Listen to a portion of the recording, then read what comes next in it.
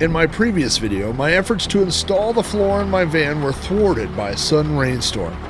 But to paraphrase the great Mark Twain, if you don't like the weather here, just wait a few minutes. I've heard people say this about lots of places, but in Oklahoma, it really is true. Now, this rainstorm lasted a little longer than 5 minutes, but eventually the storm passed and I was able to get back to working on the van.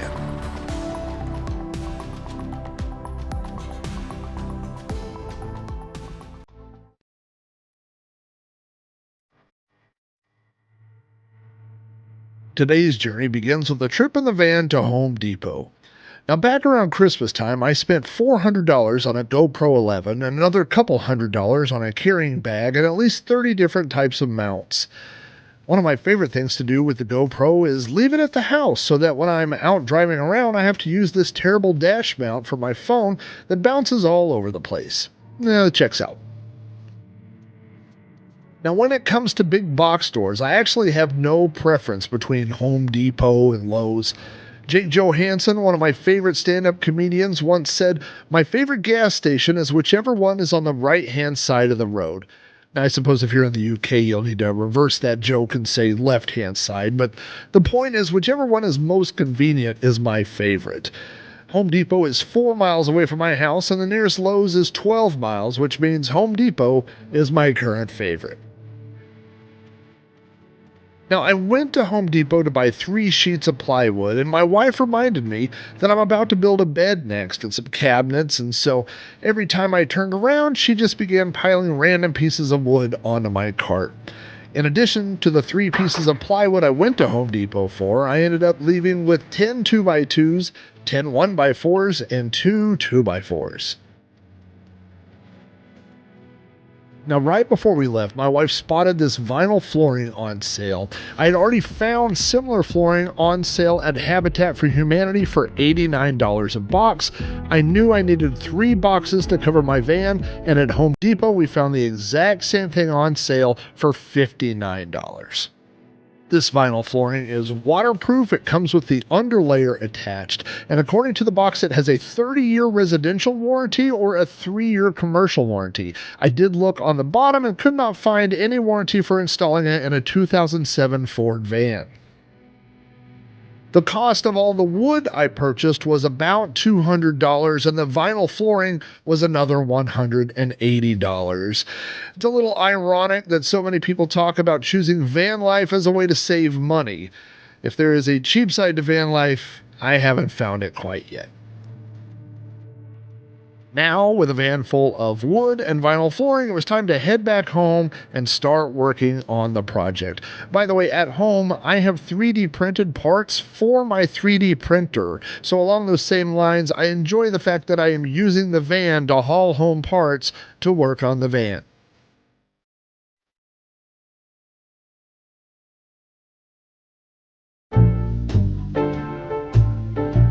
Before I can unload all the wood I just bought into my workshop, I've got to make some room for it.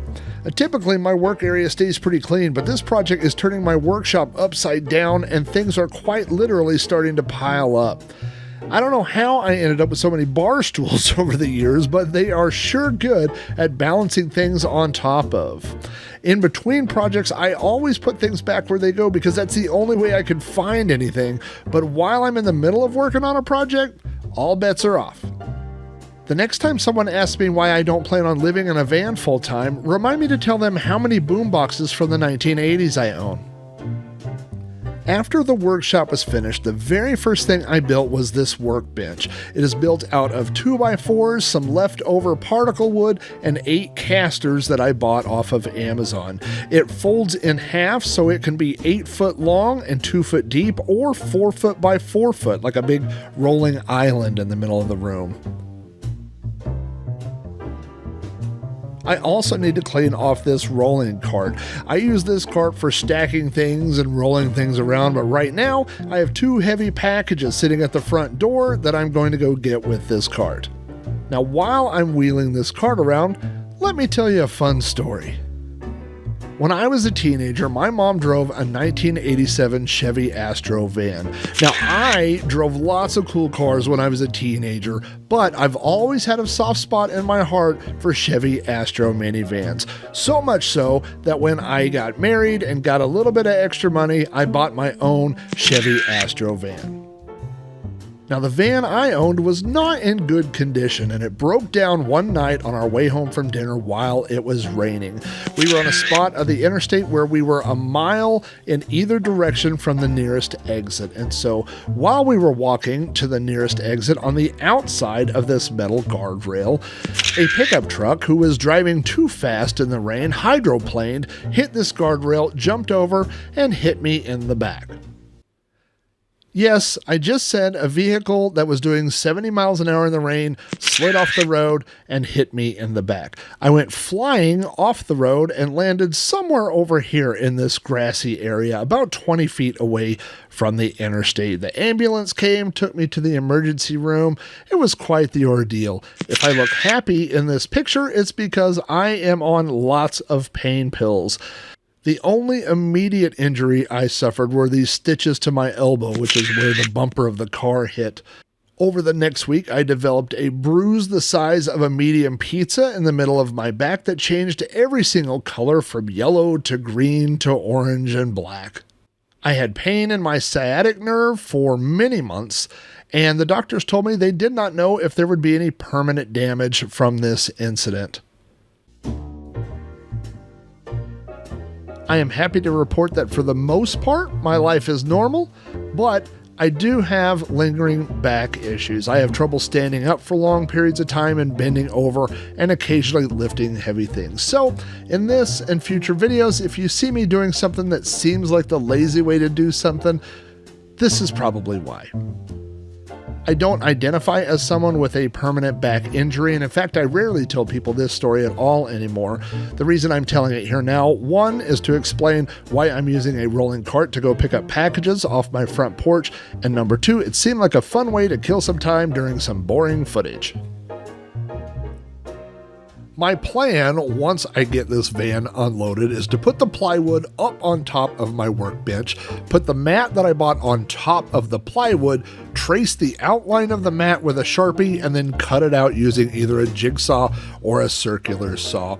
All of this is probably easier to do with these things laying on the ground, but frankly, that sounds like a lot more crawling around on my knees and bending over than I want to do today.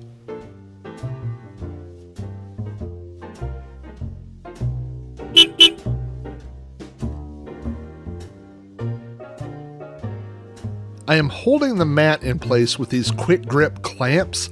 I don't have a preference when it comes to brand of these, but every time I find them inexpensively, I will purchase them. I have small ones, medium ones, ones that extend out to at least 2 foot. I've bought them from Harbor Freight. I've bought them from Home Depot. I've bought them from Habitat for Humanity. Like I said, I really don't care what brand that I purchased. They all seem to work the same. You know, if you're a surgeon using them in an operating room to hold someone's rib cage open, then I might look at the brand, but for what I'm doing, the generic ones seem to work just fine. In theory, this should be about a 5-second clip, but it took me about 3 hours to do all this, so I'm going to show more of it than I probably should.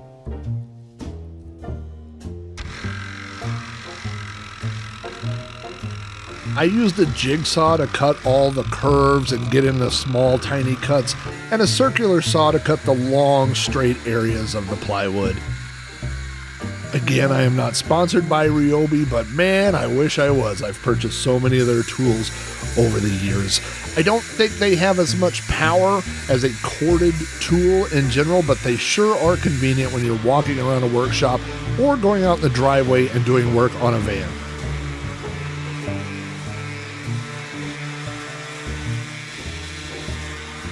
Now, all the pieces I cut did fit, but I discovered a different problem.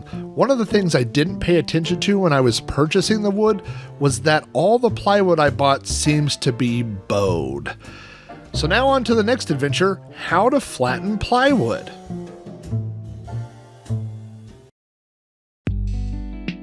Now, I am not a professional carpenter, which is a fact you probably figured out on your own about 4 seconds into this video. So I went to YouTube and searched for how to flatten plywood. There are a lot of videos and they all say the same thing. Spray the curved part of the wood, the inside of the curve, with warm water. Take the wood, place it on a hot driveway, let it sit for about an hour, and once it is straightened out, move it into the shade or into a cool area like a garage.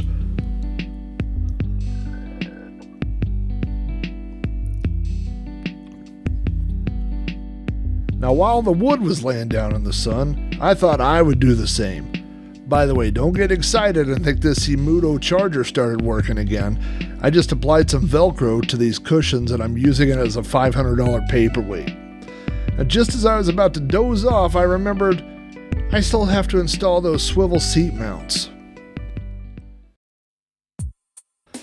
Now, I watched a video on YouTube from a woman named Miner Ma Gold who installed the same swivel mount I bought in about an hour. In her video, she lists the size of every socket needed: a 15mm for the bolts on the seat, 18mm for the rear bolts, and a Torx T55 for the front. I thought for sure I was going to have to order a Torx socket that large, but surprisingly there was one in my toolbox. I took the front Torx bolts out first because if you open the front door and lay down in the floorboard, those are the ones right in front of you. I actually expected a fight on every single one of these, but surprisingly they all came out relatively easy. By the way, here's a free tip. When working on a project like this, grab an empty cardboard box and throw all the nuts, bolts, and tools you're using in there. Or maybe you're super awesome and you've never lost the remote while you're sitting in front of the television. The rear nuts came off just as easily as the ones in the front. While it's possible to remove the seat from the base first, it's a heck of a lot easier to remove the base first, flip the chair over onto its back, and then remove the base. Now, before you flip the chair backwards, don't forget to unplug the little seatbelt clip that's hiding underneath the seat.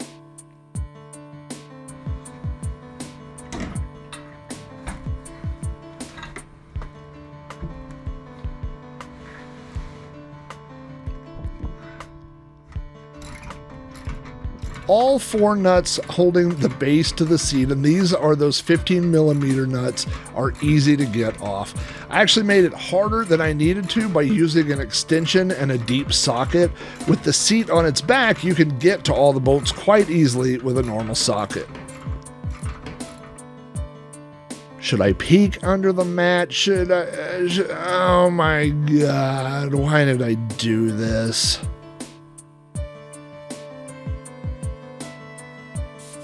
So I just went and got a bucket of hot soapy water. I won't be able to sleep at night knowing that all this gunk is down here underneath the mat. And the more I'm scrubbing, the more I realize that some of this is actually surface rust, and I'm really questioning why I decided to go down this hole. My Ryobi grinder goes for about 2 minutes with the normal smaller batteries, but I bought some larger generic brand ones off of Amazon, and these mamma jammas got the juice. I was able to grind all the surface rust off with a single battery. Once all the dirt and the rust was gone, I went back to scrubbing and did that for about 5 minutes before I lost interest.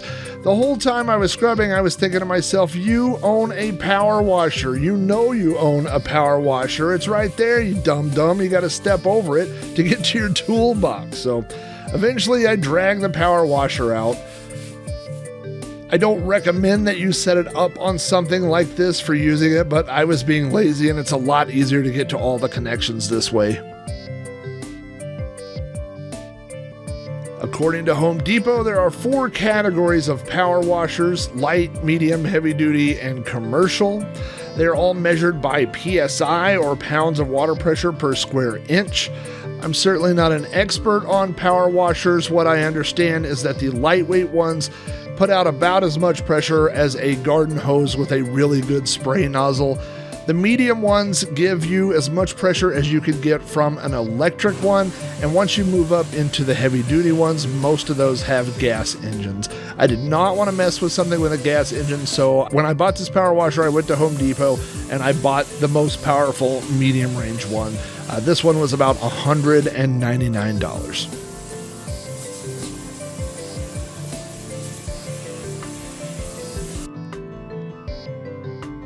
Now, in my stash of supplies, I have a few cans of Rust-Oleum gray primer and Rust-Oleum white enamel spray paint, so this little detour shouldn't take me too long. I actually debated whether or not to show any of the paint job because I didn't tape anything off and it's not the best paint job I ever did. The point is not to prepare the undercarriage of this for a car show, it's to get rid of the rust and reseal the metal.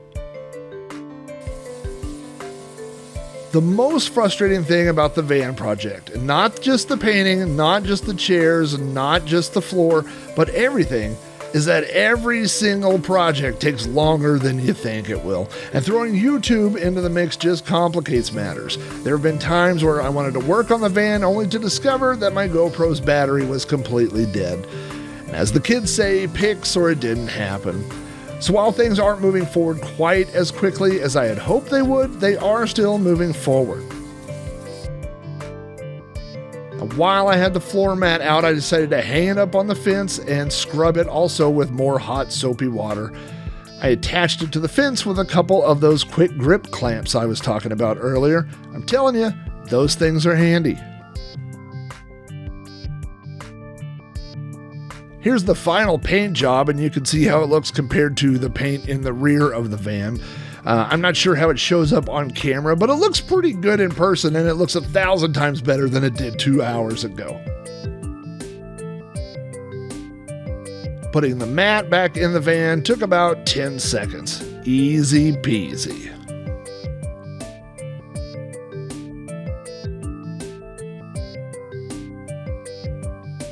Now it's time to open one of those swivel bases. Now this box had more staples in it than Frankenstein's head. I literally shredded the box to get the swivel out of the box. The swivel was mounted to 2 pieces of wood that held it in place inside the box, so I had to remove those. Fortunately, installing the swivel seat mount was a breeze. You attach it back to the seat with those 15mm nuts that came off the original seat, pivot it back into place, then reattach it to the frame. The 18mm nuts are in the back, the torque screws are in the front.